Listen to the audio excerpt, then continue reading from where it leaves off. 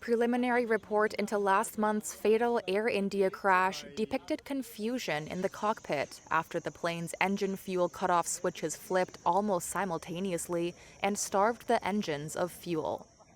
The Boeing 787 Dreamliner began to lose thrust and sink shortly after takeoff. The report from Indian accident investigators did not say how the switches could have flipped to the cutoff position during the flight. From the findings, Former pilot and senior lecturer at Buckinghamshire New University, Marco Chan, says he believes it was a chip malfunction rather than human error that led to the crash.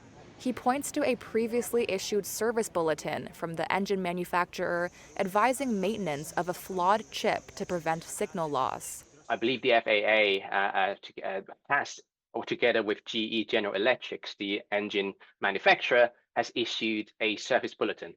I believe it was about 11,000 cycles. They will have to replace the chip.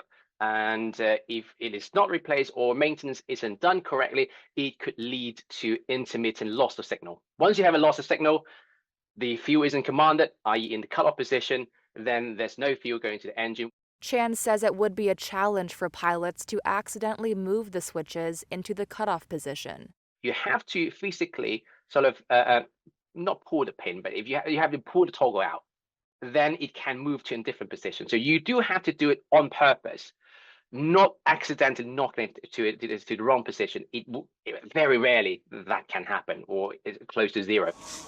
At the crash site, both fuel switches were found in the run position, and there had been indications of both engines relighting before the low-altitude crash, the report showed.